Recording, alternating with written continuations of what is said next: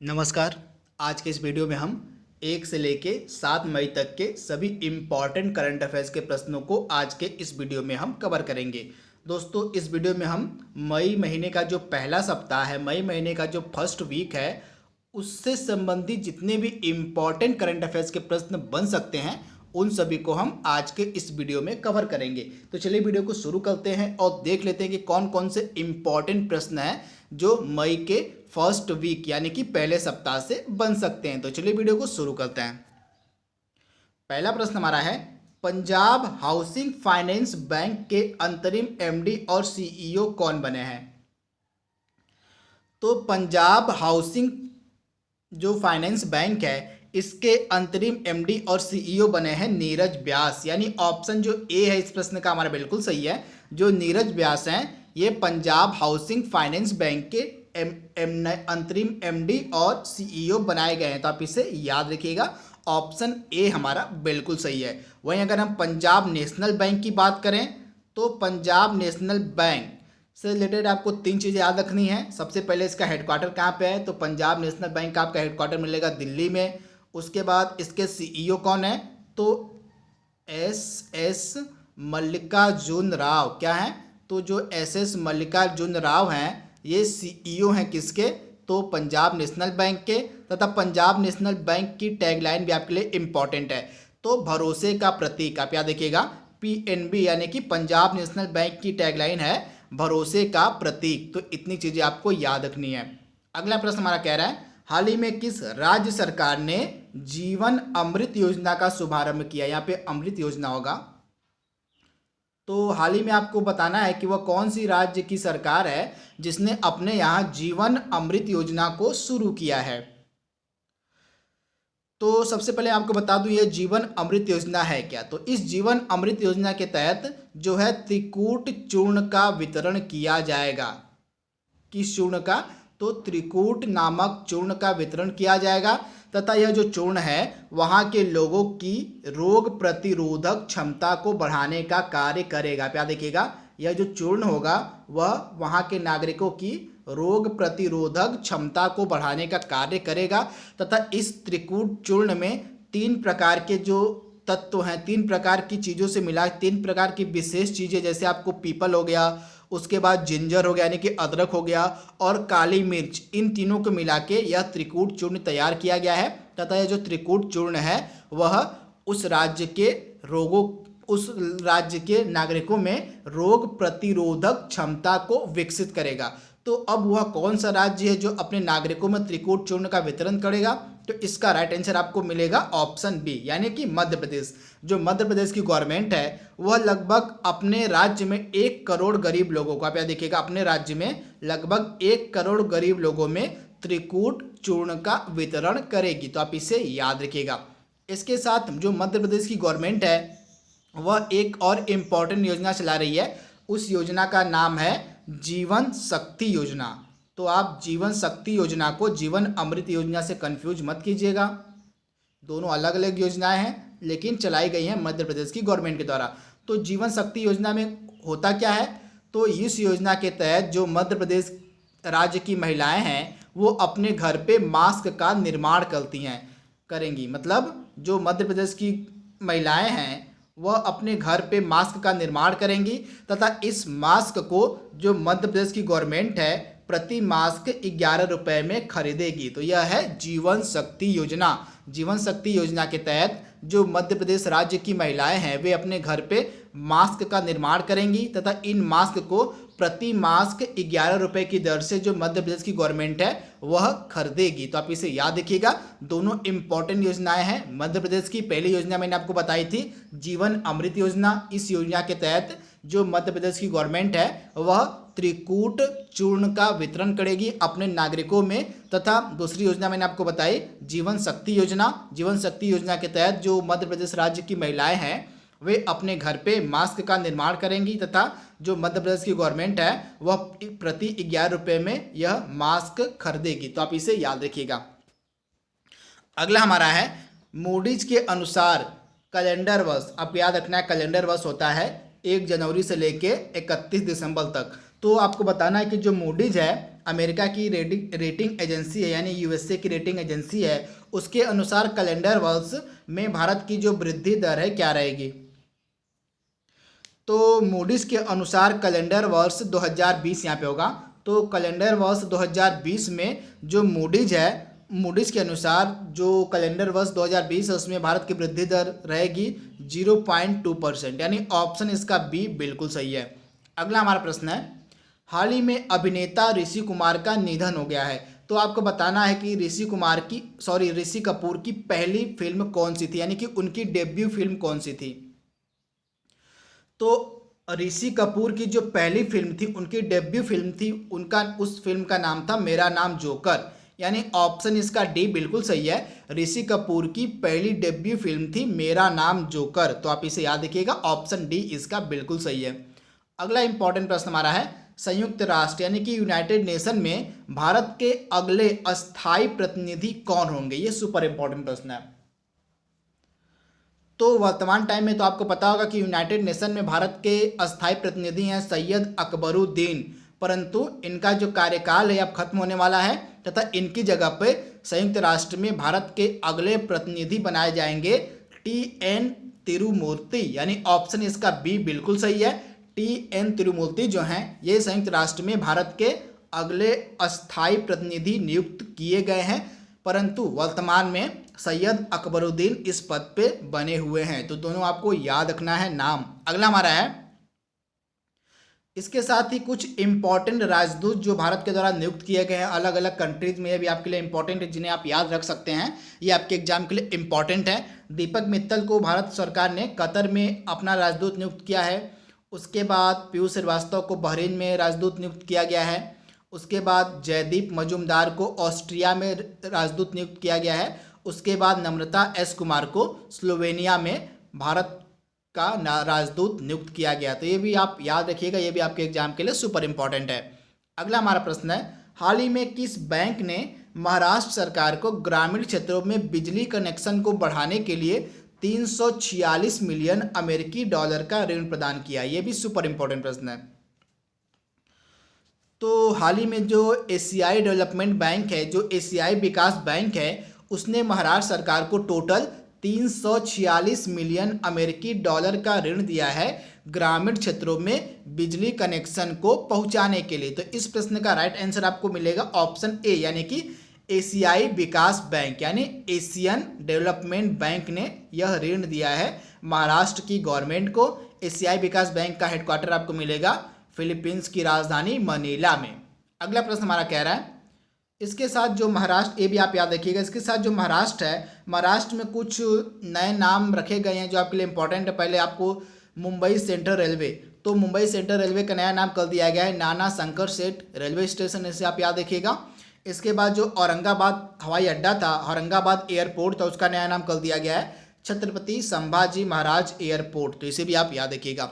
अगला प्रश्न हमारा कह रहा है, हाल ही में किस देश ने ब्रिक्स देशों को, यहाँ पे बैंक होगा, तो आपको बताना है कि हाल ही में किस बैंक ने, आप याद रखिएगा, तो आपको बताना है कि हाल ही में किस बैंक ने ब्रिक्स देशों को 15 बिलियन अमेरिकी डॉलर का ऋण देने की घोषणा की है। तो वह बैंक कौन सा है? तो हाल ही में जो न्यू डेवलपमेंट बैंक है, न्यू डेवलपमेंट बैंक को हम ब्रिक्स बैंक भी कहते हैं, आप याद रखिएगा, न्यू डेवलपमेंट बैंक को ब्रिक्स बैंक भी कहा जाता है। तो यह जो न्यू डेवलपमेंट बैंक है, यह ब्रिक्स देशों को 15 बिलियन अमेरिकी डॉलर का ऋण देगा। तो आप इसे याद रखिएगा, जो ब्रिक्स बैंक है, यानी कि जो न्यू डेवलपमेंट बैंक है, वह ब्रिक्स देशों को 15 बिलियन अमेरिकी डॉलर का ऋण देगा, आप इसे याद रखिएगा। तथा यह जो ब्रिक्स देश हैं, ब्रिक्स देशों में कितने देश आते हैं? तो ब्रिक्स देश में आपको मिलेंगे 5 देश। कौन कौन से? आपको ब्राज़ील, रसिया, इंडिया, चाइना और साउथ अफ्रीका। तथा ब्रिक्स देशों का हेडक्वार्टर आपको कहाँ मिलेगा? संघाई। कहाँ पे? तो संघाई चीन में। जो ब्रिक्स बैंक है, जो न्यू डेवलपमेंट बैंक है, इसका हेडक्वार्टर आपको मिलेगा संघाई चीन में। तथा ब्रिक्स बैंक के अध्यक्ष कौन है? तो के.बी. कामत। कौन है? तो के.बी. कामत जो है ये ब्रिक्स बैंक के अध्यक्ष हैं। तो आप इसे याद रखिएगा, जो न्यू डेवलपमेंट बैंक है इसको हम ब्रिक्स बैंक भी कहते हैं, तथा ब्रिक्स बैंक के अध्यक्ष प्रेजेंट टाइम में है के.बी. कामत। तो आप इसे याद रखिएगा। अगला प्रश्न हमारा कह रहा है, हाल ही में पीटर्सबर्ग जलवायु संवाद के 11वें सत्र की अध्यक्षता किस देश ने की? तो हाल ही में पीटर्सबर्ग जलवायु संवाद के 11वें सत्र की जो अध्यक्षता है यह की गई जर्मनी के द्वारा, यानी ऑप्शन ए इसका बिल्कुल सही है। जर्मनी के द्वारा जो है पीटर्सबर्ग जलवायु संवाद के 11वें सत्र की अध्यक्षता की गई तथा सह संयोजक के रूप में यूके ने इसमें काम किया था। आप याद रखिएगा, तथा यूके जो था वह सह संयोजक के रूप में उसने इसमें काम किया, तो आप इसे याद रखिएगा, सह संयोजक। इसके साथ जो जर्मनी है, जर्मनी की संसद को हम कहते हैं बुंडेसटैग। क्या कहते हैं? तो जर्मनी की जो संसद है उसको कहा जाता है बुंडेसटैग। तो आप इसे याद रखिएगा, जो जर्मनी की संसद है उसको कहा जाता है बुंडेसटैग। तथा यहाँ की जो रूलिंग पार्टी है, जर्मनी की रूलिंग पार्टी यानी कि सत्ताधारी पार्टी प्रेजेंट टाइम में कौन है? तो क्रिश्चियन डेमोक्रेटिक यूनियन। कौन है? तो जो क्रिश्चियन है, आप नोट डाउन कर लीजिएगा, क्रिश्चियन डेमोक्रेटिक यूनियन, जो कि एंजेला मार्केल की पार्टी है। एंजेला मार्केल की पार्टी है क्रिश्चियन डेमोक्रेटिक यूनियन, तथा ये वहाँ की रूलिंग पार्टी यानी कि सत्ताधारी पार्टी है। तो आप इसे याद रखिएगा। तथा यह जो पीटर्सबर्ग जलवायु संवाद हाल ही में आयोजित किया गया है, इसमें भारत की तरफ से प्रकाश जावड़ेकर ने हिस्सा लिया, तो इसे भी आप याद रखिएगा। अगला हमारा प्रश्न है, हाल ही में किस राज्य में भारत का 13वां बंदरगाह बनाया गया है? तो उस 13वें बंदरगाह का नाम है बधावन बंदरगाह, तथा यह किस राज्य में बनाया गया है? तो महाराष्ट्र में, यानी ऑप्शन ए इसका बिल्कुल सही है। हाल ही में महाराष्ट्र राज्य में हमारे देश का जो है 13वां बंदरगाह बनाया गया है। इस बंदरगाह का क्या नाम है? तो बधावन बंदरगाह। तो आप इसे याद रखिएगा, हमारे देश का जो 13वां बंदरगाह है उसका नाम है बधावन बंदरगाह। तो ये आपके लिए इंपॉर्टेंट है, आप इसे याद रखिएगा। इसके साथ अगला इंपॉर्टेंट प्रश्न हमारा है, मनरेगा श्रमिकों को रोजगार देने के मामले में शीर्ष पर कौन सा राज्य है? ये भी सुपर इंपॉर्टेंट है।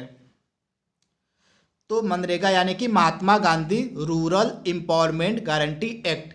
मनरेगा का पूरा नाम क्या होता है? Mahatma Gandhi rural empowerment guarantee act. तथा मनरेगा श्रमिकों को रोजगार देने के मामले में पहले स्थान पे आपको मिलेगा छत्तीसगढ़ इसमें पहले स्थान पे है, राजस्थान इसमें दूसरे स्थान पे है और यूपी इसमें तीसरे स्थान पे है। तो मनरेगा श्रमिकों को रोजगार देने के मामले में आपको यूपी तीसरे स्थान पे मिलेगा, राजस्थान दूसरे स्थान पे मिलेगा और पहले स्थान पे छत्तीसगढ़ है मनरेगा श्रमिकों को रोजगार देने के मामले में। तो आप इसे याद रखिएगा, ये आपके लिए सुपर इंपॉर्टेंट है। अगला इंपॉर्टेंट प्रश्न हमारा है, बजट पारदर्शिता और जवाबदेही के मामले में भारत को कौन सा स्थान दिया गया है? तो बजट पारदर्शिता और जवाबदेही के मामले में भारत को स्थान दिया गया है 53वां, यानी ऑप्शन जो इसका सी है हमारा बिल्कुल सही है। बजट पारदर्शिता और जो है जवाबदेही के मामले में भारत को 53वां स्थान दिया गया है। तथा इस रैंकिंग में बजट पारदर्शिता के मामले में पहले स्थान पे कौन सा है? तो न्यूजीलैंड जो देश है बजट पारदर्शिता के मामले में आपको टॉप पे मिलेगा, यानी यहाँ का जो बजट होता है सबसे अधिक पारदर्शी आपको मिलेगा। इसके बाद भारत को 53वां स्थान दिया गया है। तथा वही अगर हम अपने राज्य की बात करें तो हमारे देश का सबसे जो पारदर्शी बजट है वह पेश किया जाता है असम राज्य के द्वारा। तो असम राज्य का जो बजट है वह सबसे अधिक पारदर्शी माना गया है, तो इसे भी आप याद रखिएगा। अगला प्रश्न हमारा कह रहा है, हाल ही में किस राज्य के ग्रामीण बैंक के द्वारा विकास अभय नामक ऋण योजना शुरू की गई है? सुपर इंपॉर्टेंट प्रश्न। तो हाल ही में जो कर्नाटक विकास ग्रामीण बैंक है, आप इसे देखिएगा, जो कर्नाटक विकास ग्रामीण बैंक है उसी के द्वारा विकास अभय नामक ऋण योजना शुरू की गई है, तो आप इसे याद रखिएगा। तथा जो कर्नाटक विकास ग्रामीण बैंक है इसका हेडक्वार्टर आपको मिलेगा धारवाड़ में। कहाँ? धारवाड़ में इसका हेडक्वार्टर है कर्नाटक विकास ग्रामीण बैंक का। तथा इसी के द्वारा विकास अभय नामक ऋण योजना शुरू की गई है। तथा कर्नाटक का जो धारवाड़ इलाका है यहीं से हमारे कोयला मंत्री हैं प्रहलाद जोशी, तो इसे भी आप याद रखिएगा। जो हमारा इलाका है मतलब कर्नाटक का जो धारवाड़ इलाका है यहीं से आपको मिलेंगे हमारे कोयला मंत्री प्रहलाद जोशी। इनका संसदीय क्षेत्र है धारवाड़, प्रहलाद जोशी का, जो कि हमारे कोयला मंत्री हैं। अगला हमारा है, हाल ही में किस देश ने भारतीय मूल के डॉक्टर थांगजाम धबाली सिंह को ऑर्डर ऑफ राइजिंग सन से सम्मानित किया है? तो हाल ही में जो जापान है उसके द्वारा ऑर्डर ऑफ राइजिंग सन से सम्मानित किया गया है थांगजाम धबाली सिंह को। ये मणिपुर के डॉक्टर हैं, तो इसका राइट आंसर क्या हो जाएगा? ऑप्शन ए, जापान ने सम्मानित किया है। तथा ये जो थांगजाम धबाली सिंह है ये मणिपुर के डॉक्टर है, भी आप याद रखिए कहाँ के डॉक्टर हैं, तो ये मणिपुर के डॉक्टर हैं तथा इन्हीं को जो है ऑर्डर ऑफ राइजिंग सन से सम्मानित किया है जापान ने। तो आप इसे याद रखिएगा, ये सुपर इंपॉर्टेंट प्रश्न है। इसके साथ जो जापान देश है इसमें नया युग प्रारंभ हो गया है। जापान का नया युग है रीवा युग, इसे भी आप याद रख सकते हैं।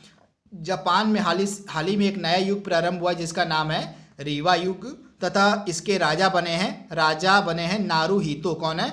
तो नारुहितो जो हैं जापान के नए युग जो रीवा है उसके राजा बने हैं, इनका नाम है नारुहितो। तो आप इसे याद रखिएगा।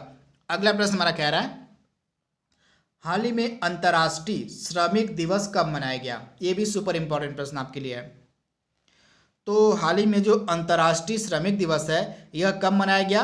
तो हाल ही में अंतर्राष्ट्रीय श्रमिक दिवस मनाया गया 1 मई को, यानी ऑप्शन जो इसका ए है हमारा बिल्कुल सही है। अंतर्राष्ट्रीय श्रमिक दिवस 1 मई को मनाया गया तथा 1923 ईस्वी, यहाँ पे याद देखिएगा 1923 ईस्वी में पहली बार भारत के द्वारा मनाया गया था। इसे आप याद रखिएगा, लेबर किसान पार्टी चेन्नई में। जिसे आप याद रखिएगा जो लेबर किसान पार्टी थी चेन्नई की उसी के द्वारा 1923 ईस्वी में पहली बार मनाया गया था श्रमिक दिवस। तो इसे आप याद रखिएगा तथा प्रतिवर्ष यह 1 मई के दिन मनाया जाता है अंतर्राष्ट्रीय श्रमिक दिवस। अगला हमारा इंपॉर्टेंट प्रश्न है हाल ही में किन 2 राज्यों ने अपना स्थापना दिवस 1 मई को मनाया? यह भी सुपर इंपॉर्टेंट है। तो महाराष्ट्र और गुजरात इसका राइट आंसर आपको मिलेगा। तो ऑप्शन ए, महाराष्ट्र और गुजरात ये 2 राज्य हैं जो अपना स्थापना दिवस 1 मई को मनाते हैं। तो इसका राइट आंसर आपको हो जाएगा ऑप्शन ए, महाराष्ट्र और गुजरात। अगला इंपॉर्टेंट प्रश्न हमारा कह रहा है हाल ही में किस राज्य के टेराकोटा आर्ट्स को भौगोलिक संकेतक दिया गया है, यानी जीआई टैग मिला है? तो जो टेराकोटा आर्ट्स है यह उत्तर प्रदेश के गोरखपुर का प्रसिद्ध आर्ट है। आप देखिएगा उत्तर प्रदेश के गोरखपुर में आपको मिलेगा टेराकोटा आर्ट तथा इसी को हाल ही में जीआई टैग मिला है तथा इसके साथ ही मणिपुर का एक प्रोडक्ट है जो यहाँ पे आप देख रहे हैं काला चावल, इसको हम कहते हैं चक हाओ, यानी यह एक ब्लैक राइस है, यह एक ब्लैक चावल है जिसको हाल ही में जीआई टैग मिला है। तो दोनों आपको याद रखना है, मणिपुर के ब्लैक राइस को यानी कि इसको ब्लैक राइस को मणिपुर में कहते हैं चक हाओ, इसको दिया गया है जीआई टैग यहाँ पे है।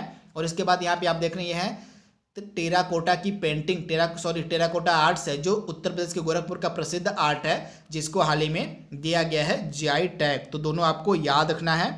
अगला इंपॉर्टेंट हमारा प्रश्न कह रहा है हाल ही में किस राज्य की कोविलपट्टी कडालाई मिठाई को जीआई टैग दिया गया है? तो हाल ही में वह कौन सा राज्य है जिसकी कोविलपट्टी कडालाई मिठाई को जीआई टैग दिया गया है? तो यह राज्य है तमिलनाडु, यानी ऑप्शन बी इसका बिल्कुल सही है। तमिलनाडु का है यह प्रोडक्ट कोविलपट्टी कडालाई मिठाई जिसको हाल ही में जीआई टैग दिया गया है। तो इसे आप याद रखिएगा, ऑप्शन जो बी है इसका बिल्कुल सही है। तथा यह जो मिठाई है कोविलपट्टी कडालाई मिठाई यह तमिलनाडु के तूतीकोरिन में, कहा तो तमिलनाडु के तूतीकोरिन में आपको मिलेगी। कहाँ पे? तमिलनाडु के तूतीकोरिन में। अगला प्रश्न हमारा है हाल ही में चुन्नी गोस्वामी का निधन हो गया है, वे निम्न में से किस खेल से संबंधित थे? ये भी सुपर इंपॉर्टेंट है। तो चुन्नी स्वामी का संबंध है फुटबॉल से, यानी ऑप्शन जो इसका ए है हमारा बिल्कुल सही है। चुन्नी स्वामी का संबंध है फुटबॉल से जिनका हाल ही में निधन हो गया है। अगला हमारा प्रश्न है हाल ही में आपको बताना है कि हाल ही में American academy of arts and sciences में अंतर्राष्ट्रीय मानद सदस्य के रूप में किस भारतीय को चुना गया है? ये भी सुपर इंपॉर्टेंट है। तो हाल ही में American academy of arts and sciences में अंतर्राष्ट्रीय मानद सदस्य के रूप में चुना गया है शोभना नरसिम्हन को, यानी ऑप्शन जो इसका ए है हमारा बिल्कुल सही है। जो शोभना नरसिम्हन है इनको American academy of arts and sciences में अंतर्राष्ट्रीय मानद सदस्य के रूप में चुना गया। ये प्रश्न सुपर इंपॉर्टेंट प्रश्न है, ये आपके एग्जाम में 100% पूछा जाता है क्योंकि इस प्रकार के जो प्रश्न होते हैं अंतर्राष्ट्रीय ख्याति वाले जो प्रश्न होते हैं वे लगातार एग्जाम में पूछे जाते थे। भी जो प्रश्न है आपके एग्जाम के लिए सुपर इंपॉर्टेंट है, ये 100% आपके एग्जाम में पूछा जाएगा, तो इसे आप याद रखिएगा। जो शोभना नरसिम्हन है, इनको American academy of arts and sciences में अंतर्राष्ट्रीय मानद सदस्य के रूप में चुना गया है। इसके साथ दो चीज़ आप और याद रखिएगा, यहाँ पे जो दो नाम मैंने आपको लिखे हुए हैं, सामिया नसीम और श्री श्रीनिवासन का, ये भी आपके एग्जाम में 100% पूछा जाएगा, क्योंकि ये हाल ही में यूएसए में जज बनाए गए हैं। कहाँ पे? तो यूएसए में ये जज बनाए गए हैं, ये भारतीय मूल के दोनों हैं। तो ये जो सामिया नसीम हैं, ये गोरखपुर के रहने वाली हैं। कहाँ की? तो सामिया नसीम गोरखपुर के रहने वाली हैं, ये यूएसए में जज बनाई गई हैं, तो इसे आप याद रखिएगा। तथा श्री श्रीनिवासन भी यूएसए में जज बनाए गए हैं, तो इसे आप याद रखिए, ये भी आपके एग्जाम के लिए सुपर इंपॉर्टेंट है। तो यहाँ पे आप देख रहे हैं दो भारतीय मूल के लोग यूएसए में जज बने हैं। पहली आपकी हो गई सामिया नसीम, ये गोरखपुर की हैं, तथा श्री श्रीनिवासन जो हैं ये यूएसए कोर्ट ऑफ अपील में जज बनाए गए हैं। तो ये आपके लिए सुपर इंपॉर्टेंट है, इन्हें आप जरूर याद रखिएगा। अगला हमारा प्रश्न है, हाल ही में चुनाव आयोग ने महाराष्ट्र की कुल कितनी विधान परिषद सीटों पर चुनाव करवाने की घोषणा की है? ये भी सुपर इंपॉर्टेंट प्रश्न है। तो हाल ही में जो चुनाव आयोग है उसने महाराष्ट्र की कुल टोटल 9 विधान परिषद की सीटों पर जो है चुनाव आयोग ने चुनाव कराने की घोषणा की है, तो इसे आप याद रखिएगा। अब महाराष्ट्र में जो है 21 मई के दिन विधान परिषद की रिक्त 9 सीटों पे चुनाव कराए जाएंगे, तो आप इसे याद रखिएगा। आपको पता होगा हाल ही में 6 महीने पहले महाराष्ट्र में चुनाव हुए थे, तथा चुनाव में जो है नए मुख्यमंत्री बने थे। कौन? उद्धव ठाकरे। कौन बने थे? तो उद्धव ठाकरे जो थे ये बने थे चीफ मिनिस्टर। परंतु जब ये चीफ मिनिस्टर बने थे, ये चुनाव कहीं से भी नहीं लड़े थे, तथा ये किसी भी न विधानसभा के सदस्य हैं और न ही ये विधानसभा के सदस्य थे और न ही ये विधान परिषद के सदस्य थे। तो आप जानते होंगे कि हमारा आर्टिकल 1 है, आर्टिकल 164। हमारा आर्टिकल 164 प्रावधान करता है कि किसी भी राज्य के सीएम यानी कि चीफ मिनिस्टर अगर वह विधानसभा या विधान परिषद का सदस्य नहीं है तो उसे 6 महीने के भीतर विधान परिषद या विधानसभा का सदस्य बनना पड़ता है। परंतु अगर वह ऐसा नहीं करता है तो वह सीएम के पद से हट जाएगा। तो ऐसा हुआ है महाराष्ट्र में 6 महीने पहले जब चुनाव हुए थे, तो उस समय जब ये मुख्यमंत्री बने थे उद्धव ठाकरे, तो उस समय जो न ये विधानसभा के सदस्य और न विधान परिषद के, परंतु अब 6 महीने होने वाले हैं, तो यह जरूरी हो गया है कि ये किसी के सदस्य बने, या विधानसभा के सदस्य बने या विधान परिषद के सदस्य बने। तो इसी कारण से जो है चुनाव आयोग चुनाव करवा रहा है महाराष्ट्र में विधान परिषद की 9 सीटों पर। तो आगे देखने को आपको मिलेगा कि जो 9 सीटों पर चुनाव हो रहे हैं उसमें क्या उद्धव ठाकरे जीत पाते हैं या नहीं, तो आप इसे याद रखिएगा। अगला इंपॉर्टेंट हमारा प्रश्न है, हाल ही में वर्ल्ड ट्यूना डे कब मनाया गया? तो वर्ल्ड ट्यूना डे कब मनाया जाता है? तो प्रतिवर्ष 2 मई के दिन जो है मनाया जाता है वर्ल्ड ट्यूना डे। ट्यूना जो होती है एक मछली होती है। क्या होती है? ट्यूना एक प्रकार की मछली होती है। तो वर्ल्ड ट्यूना डे मनाया जाता है 2 मई के दिन। आप इसे याद रखिएगा। पहली बार 2017 में यूनाइटेड नेशन के द्वारा इसको मनाया गया था। अगला प्रश्न हमारा कह रहा है, हाल ही में गूगल पे इंडिया का नया सलाहकार किसे नियुक्त किया गया है? तो हाल ही में गूगल पे इंडिया का नया सलाहकार बनाया गया है शिखा शर्मा को, यानी ऑप्शन ए इसका बिल्कुल सही है। शिखा शर्मा को गूगल पे इंडिया का नया सलाहकार बनाया गया है। अगला इंपॉर्टेंट प्रश्न हमारा है, हाल ही में केंद्र सरकार के द्वारा विभिन्न राज्यों में फंसे मजदूरों, छात्रों व पर्यटकों आदि को उनके घर पहुंचाने के लिए कौन सी स्पेशल ट्रेन चलाई गई? ये भी सुपर इंपॉर्टेंट है।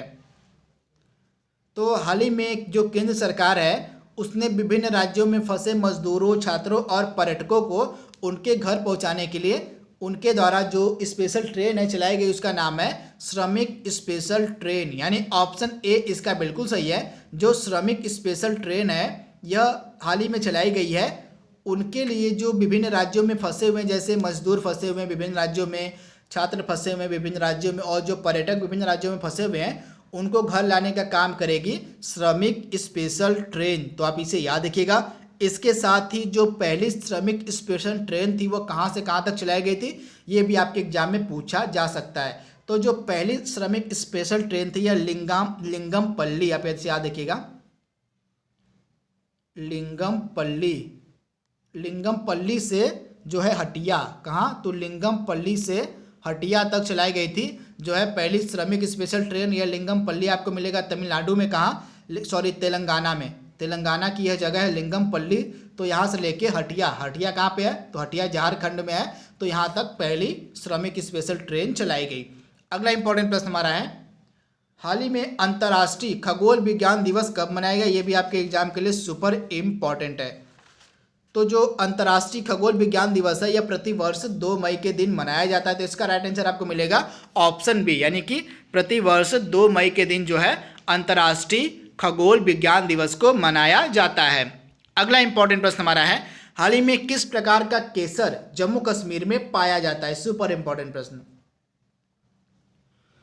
तो तीनों प्रकार के जो केसर हैं जम्मू कश्मीर में पाए जाते हैं, लच्छा केसर, मोंगरा केसर और गुच्छी केसर। यानी इसका राइट आंसर हो जाएगा इनमें से सभी। क्या हो जाएगा, इनमें से सभी। क्या हो जाएगा, उपयुक्त सभी जो है केसर, लच्छा केसर, मोंगरा केसर और गुच्छी केसर, ये तीनों केसर जो हैं पाए जाते हैं आपके जम्मू कश्मीर में। तथा ये प्रश्न इस करंट अफेयर्स में सम्मिलित क्यों किया गया है, क्योंकि हाल ही में जो जम्मू कश्मीर का केसर है उसको जीआई टैग दिया गया है। इसी कारण से इस प्रश्न को सम्मिलित किया गया है। तो जम्मू कश्मीर में 3 प्रकार के केसर पाए जाते हैं, लच्छा केसर, मोंगरा केसर और गुच्छी केसर। तथा हाल ही में जम्मू कश्मीर के केसर को जीआई टैग दिया गया है। अगला प्रश्न हमारा है, हाल ही में किस बैंक ने नीरज धवन को अपना मुख्य जोखिम अधिकारी नियुक्त किया है। तो हाल ही में जो नीरज धवन है इनको अपना मुख्य जोखिम अधिकारी नियुक्त किया है यस बैंक ने। यानी ऑप्शन ए इसका बिल्कुल सही है। जो यस बैंक है उसने मुख्य जोखिम अधिकारी अपना नियुक्त किया है नीरज धवन को। तो आप इसे याद रखिएगा। तथा यस बैंक के सीईओ मिलेंगे आपको कौन, तो यस बैंक के सीईओ हैं प्रशांत कुमार। कौन है, तो प्रशांत कुमार जो है ये यस बैंक के सीईओ हैं। तथा बस इतनी चीज़ें आपको बस याद रखनी है। अगला हमारा है, हाल ही में वर्ल्ड प्रेस फ्रीडम डे कब मनाया गया। ये भी सुपर इंपॉर्टेंट है। तो प्रतिवर्ष यूनाइटेड नेशन के द्वारा मनाया जाता है वर्ल्ड प्रेस फ्रीडम डे। कब, तो 3 मई के दिन। यानी ऑप्शन जो इसका बी बिल्कुल सही है। प्रतिवर्ष 3 मई के दिन जो है यूनाइटेड नेशन के द्वारा वर्ल्ड प्रेस फ्रीडम डे मनाया जाता है। तो आप इसे याद रखिएगा। तथा हाल ही में वर्ल्ड प्रेस फ्रीडम इंडेक्स भी जारी किया गया था। तथा हाल ही में जो वर्ल्ड प्रेस फ्रीडम इंडेक्स जारी किया गया था उस फ्रीडम इंडेक्स में, जो प्रेस फ्रीडम इंडेक्स था उसमें भारत को 142वां स्थान दिया गया था। इसे भी आप याद रखिएगा। तथा जो वर्ल्ड प्रेस फ्रीडम इंडेक्स है यह जारी किया जाता है रिपोर्टर्स विदाउट बॉर्डर्स के द्वारा। किसके द्वारा, तो जो वर्ल्ड प्रेस फ्रीडम इंडेक्स है वह जारी किया जाता है रिपोर्टर्स विदाउट बॉर्डर्स नामक संस्था के द्वारा, जो कि पेरिस में है। आप याद रखिएगा, पेरिस में संस्था है जिसका नाम है रिपोर्टर्स। आप नोट डाउन कर लीजिएगा, रिपोर्टर्स विदाउट बॉर्डर्स, इसका नाम है संस्था का, रिपोर्टर विदाउट बॉर्डर, जो कि पेरिस में है। इसी के द्वारा प्रतिवर्ष जो है वर्ल्ड प्रेस फ्रीडम इंडेक्स जारी किया जाता है। तथा 2020 का जो वर्ल्ड प्रेस फ्रीडम इंडेक्स जारी किया गया उसमें हमारे प्यारे देश भारत को दिया गया है 142वां स्थान। तो आप इसे याद रखिएगा। तथा इस वर्ष का जो वर्ल्ड प्रेस फ्रीडम इंडेक्स जारी किया गया था इसकी थीम क्या थी, तो जर्नलिज्म विदाउट फियर और फेवर। क्या थी तो इस वर्ष का जो प्रेस फ्रीडम इंडेक्स जारी किया गया था उस प्रेस फ्रीडम इंडेक्स की थीम थी जर्नलिज्म विदाउट फियर और फेवर। तो इसे आप याद रखिएगा। तथा प्रतिवर्ष जो वर्ल्ड प्रेस फ्रीडम डे है यह मनाया जाता है 3 मई के दिन। अगला प्रश्न हमारा कह रहा है, हाल ही में मुफ्त कैशलेस बीमा सुरक्षा प्रदान करने वाला देश का पहला राज्य कौन बना है। तो मुफ्त व कैशलेस बीमा सुरक्षा प्रदान करने वाला भारत का पहला राज्य बना है महाराष्ट्र। यानी ऑप्शन बी इसका बिल्कुल सही है। मुफ्त व कैशलेस बीमा सुरक्षा प्रदान करने वाला भारत का पहला राज्य बना है महाराष्ट्र। यानी ऑप्शन जो बी है इसका बिल्कुल सही है। आप इसे याद रखिएगा। तथा जो महाराष्ट्र की गवर्नमेंट है उसके द्वारा महात्मा ज्योतिबा फुले जन आरोग्य योजना भी चलाई जा रही है। कौन सी योजना, तो महात्मा ज्योतिबा फुले जन आरोग्य योजना भी महाराष्ट्र की गवर्नमेंट के द्वारा चलाई जा रही है। तथा हाल ही में जो महाराष्ट्र की गवर्नमेंट है उसने औरंगाबाद हवाई अड्डे का नाम बदल के कर दिया है छत्रपति संभाजी महाराज एयरपोर्ट। और हाल ही में महाराष्ट्र में हमारे देश का 13वां बंदरगाह बनाया गया है बधावन बंदरगाह। तो इसे भी आप याद रखिएगा। अगला प्रश्न हमारा है, हाल ही में जारी जो टेस्ट रैंकिंग है 2020 की आईसीसी की, उसमें भारत को कौन सा स्थान दिया गया है? तो हाल ही में आईसीसी टेस्ट रैंकिंग 2020 जारी की गई है, इसमें भारत को तीसरा स्थान दिया गया है। तो इसे आप याद रखिए, पहले स्थान पर आपको मिलेगा ऑस्ट्रेलिया। क्या है? तो ऑस्ट्रेलिया जो है आईसीसी टेस्ट रैंकिंग में पहले स्थान पे आ गया है। दूसरे पे स्थान पे आ गया आपका न्यूजीलैंड। कौन है? तो न्यूजीलैंड आपको दूसरे स्थान पे। तीसरे स्थान पे भारत को रैंक दी गई है आईसीसी टेस्ट रैंकिंग में। एक चीज़ आप याद रखिएगा, जो हमारा प्यारा देश भारत है वह आईसीसी टेस्ट रैंकिंग में 2020 से ही 2016 से टॉप पे था, परंतु 2020 में इसको तीसरा रैंक मिला है। तो इसे आप याद रखिएगा, 2016 से भारत आईसीसी टेस्ट रैंकिंग में टॉप पे था, परंतु 2020 में इसको तीसरा रैंक मिला है। अगला हमारा है, हाल ही में किस बैंक के द्वारा हम हार नहीं मानेंगे गीत रिलीज किया गया है? तो जो हम हार नहीं मानेंगे गीत है, यह रिलीज किया गया है एचडीएफसी बैंक के द्वारा। किसके द्वारा? तो जो एचडीएफसी बैंक है, इसी के द्वारा हम हार नहीं मानेंगे गीत को लॉन्च किया गया है। तथा इस गीत को लिखा किसने है? तो प्रसून जोशी ने। किसने? प्रसून जोशी ने इस गीत को लिखा है। तथा इस गीत को गाया किसने है? तो ए आर रहमान ने। किसने? तो ए आर रहमान ने इस गीत को गाया। यहाँ पे आप देख रहे हैं, ये है ए आर रहमान, इन्होंने इस गीत को गाया है। तथा प्रसून जोशी ने इस गीत को लिखा है। तथा इस गीत का नाम है हम हार नहीं मानेंगे। तथा इसको रिलीज किसने किया है? तो एचडीएफसी बैंक ने। अगला हमारा प्रश्न है, हाल ही में किस राज्य सरकार ने मुख्यमंत्री शहरी रोजगार गारंटी योजना का शुभारंभ किया है? तो हाल ही में मुख्यमंत्री शहरी रोजगार गारंटी योजना को शुरू किया गया है हिमाचल प्रदेश की गवर्नमेंट के द्वारा। यानी ऑप्शन जो बी है इसका बिल्कुल सही है। तथा इस योजना के तहत जो हिमाचल प्रदेश की सरकार है वह शहरी गरीब को 120 दिनों का रोजगार देगी। इस योजना के तहत जो मुख्यमंत्री शहरी रोजगार गारंटी योजना, इस योजना के तहत जो गरीब शहरी लोग होंगे उनको 120 दिनों का रोजगार मुहैया कराया जाएगा हिमाचल प्रदेश की गवर्नमेंट के द्वारा। अगला प्रश्न हमारा कह रहा है, हाल ही में मिड डे मील राशन प्रदान करने वाला देश का पहला राज्य कौन सा बना है? तो मिड डे मील राशन प्रदान करने वाला देश का पहला जो है राज्य बना है मध्य प्रदेश। यानी ऑप्शन ए इसका बिल्कुल सही है। जो मध्य प्रदेश है यह मिड डे मील राशन, यहाँ पे राशन की बात हो रही है, तो मिड डे मील राशन प्रदान करने वाला देश का पहला राज्य बना है मध्य प्रदेश। इसके साथ जो मध्य प्रदेश की गवर्नमेंट है वह कुछ इंपॉर्टेंट योजनाएं चला रही हैं, जैसे मैंने आपको बताया था जीवन अमृत योजना, जीवन अमृत योजना और जीवन शक्ति योजना। क्या है? सॉरी, जीवन अमृत योजना और जीवन शक्ति योजना। क्या थी? जीवन अमृत योजना और जीवन शक्ति योजना। तथा यह जो जीवन शक्ति योजना थी, इसके तहत जो मध्य प्रदेश की गवर्नमेंट है वह महिलाओं से मास्क बनवाएगी तथा उन मास्क को प्रति 11 रुपये की दर से खरीदेगी। तथा जो जीवन अमृत योजना है इसके तहत मध्य प्रदेश की गवर्नमेंट जो है वह क्या करेगी? तो वह त्रिकूट चूर्ण का गरीबों में वितरण करेगी। तो इसे आप याद रखिएगा। अगला प्रश्न हमारा है, हाल ही में सुरेश रेड्डी किस देश में भारत के अगले राजदूत नियुक्त किए गए हैं? तो जो सुरेश रेड्डी हैं किस देश में भारत के अगले राजदूत बनाए गए हैं? तो ब्राजील में। यानी ऑप्शन जो इसका बी है बिल्कुल सही है। ब्राजील में सुरेश रेड्डी को जो है अगला राजदूत नियुक्त किया गया है इंडियन गवर्नमेंट के द्वारा। तो आप इसे याद रखिएगा। ब्राजील की राजधानी आपको मिलेगी ब्राजीलिया। क्या है? तो ब्राजीलिया जो है यह ब्राजील की राजधानी है। तथा यहाँ के जो राष्ट्रपति हैं जायर बोल्सोनारो। कौन है? जायर बोल्सोनारो जो हैं ये यहाँ के राष्ट्रपति हैं। तथा ये हमारे 26 जनवरी गणतंत्र दिवस के अवसर पे हमारे मुख्य अतिथि भी थे। तथा इनके ऊपर महाभियोग भी चलाया जा रहा है। इसे भी आप याद रखिएगा। जो राष्ट्रपति हैं जायर बोल्सोनारो, इनके ऊपर इम्पीचमेंट यानी कि महाभियोग भी चलाया जा रहा है। तो इसे आप याद रखिएगा। अगला प्रश्न हमारा है, हाल ही में माइकल रॉबिन्सन का निधन हो गया है। वे किस गेम के खिलाड़ी थे? मतलब वो कौन सा खेल खेलते थे? तो हाल ही में माइकल रॉबिन्सन का निधन हो गया है, वह कौन सा खेल खेलते थे? तो इसका राइट आंसर हो जाएगा, ये एक फुटबॉल खिलाड़ी थे। क्या थे? जो माइकल रॉबिन्सन थे यह एक फुटबॉल खिलाड़ी थे। तो ऑप्शन बी इसका बिल्कुल सही है। आप इसे याद रखिएगा। इंग्लैंड का एक फुटबॉल क्लब है लिवरपूल। आप इसे याद रखिएगा। इंग्लैंड का एक फुटबॉल क्लब है लिवरपूल। तथा इसी फुटबॉल क्लब की तरफ से खेलते थे माइकल रॉबिन्सन, जिनका हाल ही में निधन हो गया है। अगला प्रश्न हमारा कह रहा है, हाल ही में किस देश ने घोषणा की है कि उसके खिलाड़ी अब गेंद को चमकाने के लिए लार या पसीने का इस्तेमाल नहीं कर सकते हैं?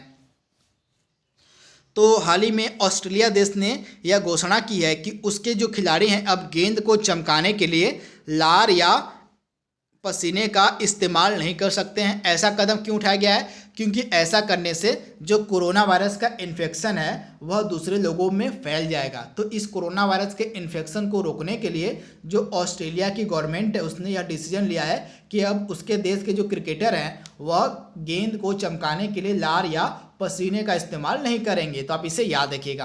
अगला प्रश्न हमारा कह रहा है, बस यह लास्ट प्रश्न था। एक चीज़ और आप याद रखिएगा, ऑस्ट्रेलिया के जो हैं प्रधानमंत्री कौन है? तो स्कॉट मॉरिसन। आप याद रखिएगा, स्कॉट मॉरिसन जो हैं ये ऑस्ट्रेलिया के प्रेजेंट टाइम में प्रधानमंत्री हैं तथा इनकी पार्टी का क्या नाम है? तो लिबरल पार्टी। कौन सी पार्टी से हैं? तो लिबरल पार्टी से संबंधित हैं स्कॉट मॉरिसन, जो कि प्रेजेंट टाइम में प्रधानमंत्री है ऑस्ट्रेलिया के, और कैनबरा ऑस्ट्रेलिया की राजधानी है। तो आप इसे याद रखिएगा। तो दोस्तों आज के लिए बस इतना ही। Thank you, thanks for watching, thank you.